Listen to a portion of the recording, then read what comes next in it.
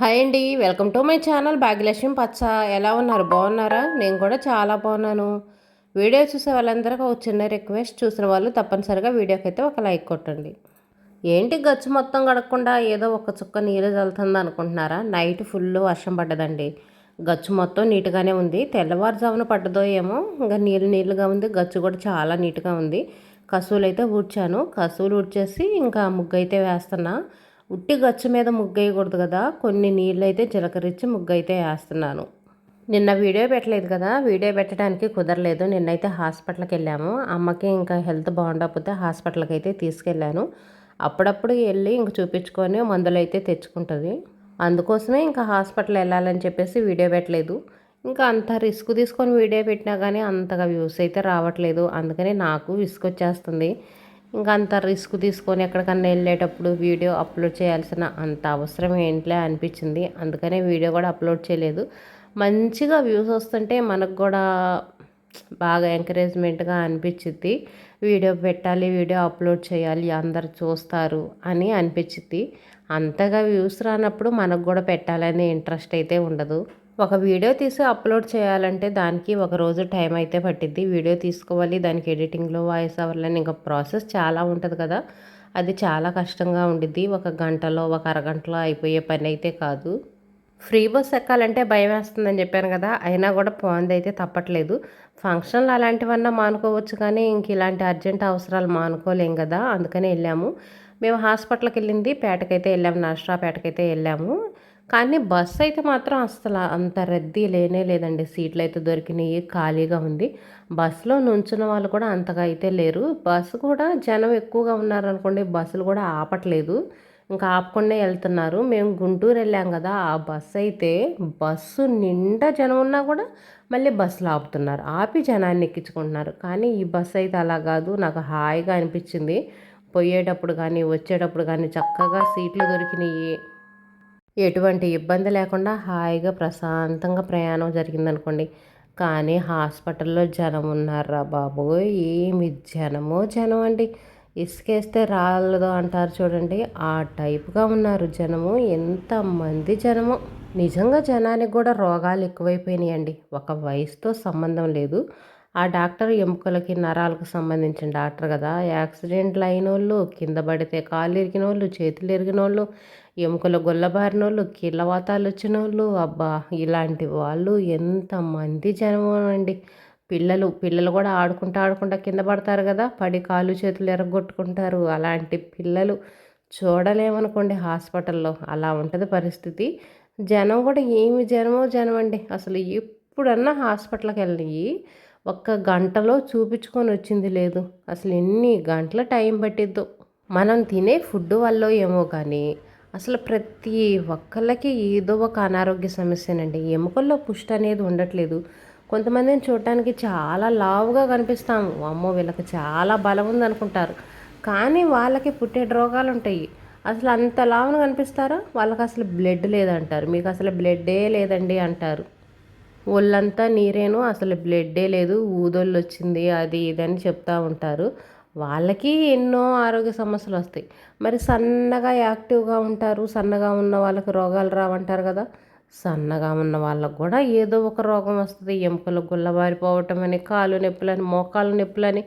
సన్నగా ఉన్న వాళ్ళకు కూడా మోకాలు నొప్పులు వస్తున్నాయండి. లావుగా ఉన్న వాళ్ళు అయితే వీళ్ళకి బరువు అనేది కాళ్ళ మీద పడిద్ది, అందుకని త్వరగా మోకాలు నొప్పులు వస్తాయి అంటారు. కొంతమంది సన్నగా ఉంటారు, చూడటానికి ఎండిపోయినట్టుగా ఉంటారు, వాళ్ళకి మోకాలు నొప్పులు వస్తాయి. ఏదైనా సరే మనం తినే ఫుడ్ అనేది అలాగుంది. అన్నీ కలుషితమైన అనుకోండి. ప్రతి ఒక్కటి ఫ్రెష్గా స్వచ్ఛమైంది మనకేం దొరుకుతుంది? రైతులు ఉన్నాం, పంట పండిస్తున్నామంటే ఆ పంట పండించడానికి దానికి ఎన్ని మందులు కొడుతున్నాము. ఆ మందులు అనేది ఎంత కాస్ట్లీ, ఎంత ఫవరగల మందులు కొడుతున్నాము. ఇదివరకు చేలకి మందులు కొట్టాలంటే ఏదో ఎప్పుడో ఒకసారి కొట్టేవాళ్ళంట, అది తక్కువ క్వాలిటీ. ఇప్పుడైతేనండి ఇంత పవర్ గల మందులు కొడుతున్నారంటే అసలు చెప్పలేము, అంత పవర్ ఎక్కువగా ఉంటున్నాయి. ఇదివరకు అసలు చేలల్లో గడ్డి ముందే కొట్టేవాళ్ళు కాదు. ఇప్పుడు కలుపులు తీసే పని లేకుండా ఎక్కడ పట్టినా కానీ గడ్డి మందు అనేది ఎంత పవర్ గలది. పంటలు బాగా పండాలన్నా, కాయలకు పుచ్చు కానీ ఏమీ రాకుండా ఫ్రెష్గా ఉండాలన్నా కూడా మనం మందులు దానికి తగ్గ కాస్ట్లీ మందులు కొడుతున్నాము. ఆ మందుల పవర్ మొత్తం పోయేది లాస్ట్కి మన పొట్టలోకి. అలా కొట్టకపోయినా సరే పంటలు సరిగ్గా పండట్లేదు. అన్నన్ని మందులు కొట్టినా కానీ మనకు దిగుబడి అనేది సరిగ్గా రాక రైతులకు నష్టమే వస్తుంది కానీ లాభాలైతే పెద్దగా రావట్లేదు. ఇలాంటి ఆహారాలన్నీ తిని మనకి చిన్న ఏజ్లోనే అనేక రోగాలు. 40 ఏళ్ళు రాకముందే ప్రతి ఒక్కరికి బీపీలు, షుగర్లు. ఇదివరకు 50 సంవత్సరాలకి, 60 సంవత్సరాలకి, 60 సంవత్సరాలు దాటిన వాళ్ళకి బీపీలు, షుగర్లు వచ్చాయి. ఇప్పుడైతే 30 సంవత్సరాలు ఉన్న వాళ్ళకి బీపీలు, షుగర్లు, ట్యాబ్లెట్లు వాడుకోవటాలు. ప్రతి ఒక్క కుటుంబంలో డైలీ ఏదో ఒక ట్యాబ్లెట్ వేసుకునే వాళ్ళు ఎవరో ఒకళ్ళిద్దరు ఉంటానే ఉన్నారు. పెద్ద ఏజ్ ఉన్న వాళ్ళైతే ఇంకా చెప్పనవసరం లేదు, ఇంకా అందరూ ట్యాబ్లెట్లు వాడతారు. చిన్న ఏజ్ వాళ్ళు నలుగురున్నా సరే నలుగురిలో ఒకళ్ళు డైలీ కంటిన్యూగా ట్యాబ్లెట్ వాడుకునే వాళ్ళు ఉంటారు. ఈ అనారోగ్య సమస్యల వల్ల మధ్యతరగతి కుటుంబాల్లో అనేక గొడవలు కూడా అండి. డబ్బు పరంగా మనం చితికిపోతామా? హాస్పిటల్కి వెళ్ళామంటే వేలకు వేలు డబ్బులు ఖర్చు పెడతాము.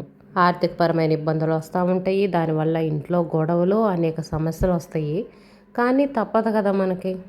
హెల్త్ విషయంలో మనం ఎంత జాగ్రత్త తీసుకున్నా కానీ ఒక్కొక్కసారి ఏదో ఒకటి వస్తూనే ఉంటాయి. కొంతమంది అయితే అవి తినకూడదు, ఇవి తినకూడదు, ఇవి తినటం వల్ల హెల్త్కు మంచిది కాదంటాం. ఆ ఫ్రూట్స్ తీసుకున్న కూరగాయలు కానీ ఏవైనా సరే 1కి 2 సార్లు నీట్గా కడిగేసి వాడుతుంటారు. అలాంటి వాళ్ళకు కూడా ఏదో ఒక అనారోగ్య సమస్యలు వస్తాయి.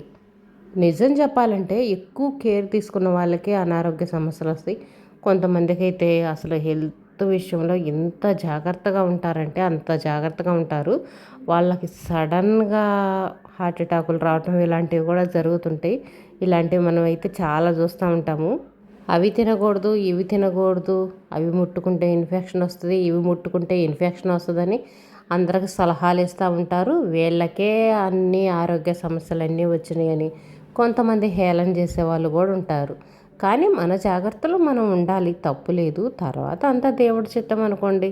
మనం చేసే ప్రయత్నం అనేది మనం చేయాలి కదా. మధ్యతరగతి ఫ్యామిలీ ఒక ఫ్యామిలీ ఉందనుకోండి. హస్బెండ్, వైఫ్, 2 పిల్లలు. పేరెంట్స్ 2 ఉంటారు, పెద్దవాళ్ళు, పెద్ద ఏజ్ వాళ్ళు. పిల్లల్ని కష్టపడి చదివించుకోవాలని చెప్పేసి కష్టపడి పనిచేసి రూపాయి రూపాయి దాచిపెట్టుకుంటారు. ఆ దాచిపెట్టుకుని పిల్లలకి భవిష్యత్తు కోసం ఉపయోగించుకోవాలనుకుంటారు. కానీ పేరెంట్స్ ఉంటారు కదా పెద్దవాళ్ళు, వాళ్ళు ఉండటం వల్ల వాళ్ళకి అనేక ఆరోగ్య సమస్యలు వస్తాయి. ఆ డబ్బు మొత్తం వాళ్ళకి ఖర్చు పెట్టాల్సి వచ్చింది. చూస్తా చూస్తా ఎవరూ ఉండలేము కదా. వాళ్ళు కష్టపడి పనిచేసి మనల్ని పెంచి పెద్ద చేసిన వాళ్ళు, వాళ్ళని చూసుకోవాల్సిన బాధ్యత కూడా మనకు ఉండిద్ది. కానీ మనకు అంత సంపాదన ఉండదు కదా. పిల్లలకి, పెద్దవాళ్ళకి ఇంతమందికి పెట్టుకునే సంపాదన అనేది మనకు ఉండదు. దీనివల్ల కూడా చాలా గొడవలు వస్తుంటాయి. పెద్దవాళ్ళు సపరేట్గా ఉన్నా కానీ వాళ్ళకి ఏదన్నా హెల్త్ బాగుండకపోయినా ఏదైనా ప్రాబ్లమ్స్ వచ్చినా కానీ మనం చూసుకోవాలి. బయట వాళ్ళు ఏమనుకుంటారని చెప్పేసి బయట వాళ్ళ కోసమైనా చూడాల్సిన పరిస్థితి వచ్చింది ఒక్కోసారి. బయట వాళ్ళు అనుకున్నా అనుకోకపోయినా కానీ మనకు ఒక బాధ్యత ఉంటుంది కాబట్టి మనమే చూడాలి, తప్పదు. కానీ మన కాడేమో అంత డబ్బు ఉండదు. కొన్ని కొన్ని హెల్త్ ప్రాబ్లమ్స్కి గవర్నమెంట్ ద్వారా మనకి సహాయం అందిద్ది. కొన్ని ప్రాబ్లమ్స్కేమో మనమే డబ్బు పెట్టుకోవాల్సి వచ్చిద్ది. కొంతమంది పెద్దవాళ్ళు హెల్త్ విషయంలో కొంచెం జాగ్రత్తగానే ఉంటారు. వాళ్ళకి గిట్టలేదనుకోండి, గిట్టనవి తినకుండా ఏదన్నా బీపీలు, షుగర్లు వచ్చినా కూడా టయానికి ట్యాబ్లెట్లు వేసుకుంటా, స్వీట్స్ తినకుండా కొంచెం ఉప్పు కారాలు అనేవి తగ్గించుకొని తినటం, ఇలా కొంతమంది చాలా జాగ్రత్తగానే ఉంటారు. ఇంకా జాగ్రత్తగా ఉన్నప్పుడు ఏదైనా ప్రాబ్లమ్స్ వచ్చినా మనం చెప్పలేము. కొంతమంది అలా కాదు, అస్సలు వాళ్ళ హెల్త్ విషయంలో జాగ్రత్తలే తీసుకోరు, టయానికి సరిగ్గా ట్యాబ్లెట్లు వేసుకోరు, ఇవి తినకూడదు అన్నవి తింటానే ఉంటారు. దానివల్ల అనేక సమస్యలు వస్తుంటాయి. ఎక్కువ హాస్పిటల్కి వెళ్ళటం, ఎక్కువ డబ్బు ఖర్చు పెట్టడం ఇలా జరుగుతూ ఉంటుంది. దీనివల్ల ఇంట్లో వాళ్ళకి గొడవలు. దీనికి మెయిన్ కారణం ఏంటంటే డబ్బు. డబ్బు అనేది ఎక్కువ అయిపోతూ ఉంటుంది కదా. ఒకవైపు మనం మన పిల్లల భవిష్యత్తు కోసం దీని గురించే చూసుకుంటారు. దీని గురించి చూసుకున్నప్పుడు ఇలా పెద్దవాళ్ళకి పెట్టాల్సి వచ్చినప్పుడు కొంచెం కష్టంగానే ఉంటుంది. ఇలా హెల్త్ బాగుండక హెల్త్ పరంగా చితికిపోయిన కుటుంబాలు అయితే చాలా ఉన్నాయి అనుకోండి. చాలా చాలా కుటుంబాలు ఉన్నాయి. ఏదన్నా మనకు ఒంట్లో బాగలేదనుకోండి, వెంటనే హాస్పిటల్కి వెళ్ళి చూపించుకోవటం మంచిది. అది ముదిరేంత వరకు కొంతమంది హాస్పిటల్ వైపే వెళ్ళరు, చూపించుకోరు. అది ముదిరిన తర్వాత చాలా డబ్బులు ఖర్చు పెట్టుకోవాల్సి వచ్చింది. ఒక్కసారి 1000 రూపాయలతో పోయేదాన్ని మనం ఏముందిలే తర్వాత చూపించుకోవచ్చులే, నాకు బాగానే ఉంటుంది, నాకు హుషారుగానే ఉంటుంది, ఒంట్లో నాకు ఏ ప్రాబ్లం లేదని చాలా నిర్లక్ష్యం చేస్తారు. నిర్లక్ష్యం చేసినప్పుడు ఏమైపోయిద్ది, అది ముదిరిపోయిద్ది. ఇంకా ఆ నొప్పి బాధ అనేది మనం తట్టుకోలేక హాస్పిటల్కి వెళ్ళామనుకోండి, 1000 రూపాయలు అయిపోయిద్ది, 1,00,000 రూపాయలు అయిద్ది. ఒక్కొక్కసారి ఎంత డబ్బు ఖర్చు పెట్టినా సరే తగ్గని పరిస్థితి కూడా ఉంటుంది. ఇలా మనం ప్రతి ఒక్కళ్ళం ఎక్కువ చేస్తూనే ఉంటాము. అందుకని హెల్త్ విషయంలో అసలు నిర్లక్ష్యం ఉండకూడదు. మనకి ఏదన్నా కొంచెం బాగలేదు, ఒంట్లో నలతగా ఉంది అనుకున్నప్పుడు వెంటనే హాస్పిటల్కి వెళ్ళి చూపించుకోవటం అయితే చాలా మంచిది. దీనివల్ల మనము బాగుంటాము, మన కుటుంబ సభ్యులు బాగుంటారు, కుటుంబాల్లో కూడా ఎటువంటి గొడవలు లేకుండా ఉంటాయి. ఫ్రీ బస్సులో మాత్రం ఈసారి ప్రయాణం హాయిగా ఉందనుకోండి. జనం అయితే లేరు. ఇంకా హాస్పిటల్కి అయితే వచ్చేసాను. బస్ దిగిన వెంటనే ఇంకా పెద్దగా దూరం కూడా నడవాల్సిన అవసరం లేదు. ఒక 5 నిమిషాలు నడిచామంటే చాలు, హాస్పిటల్ అయితే వచ్చేసింది. హాస్పిటల్ మాత్రం చాలా పెద్దది. అప్పుడప్పుడు వస్తూనే ఉంటాం, అమ్మని చూపించడానికి వస్తూనే ఉంటా.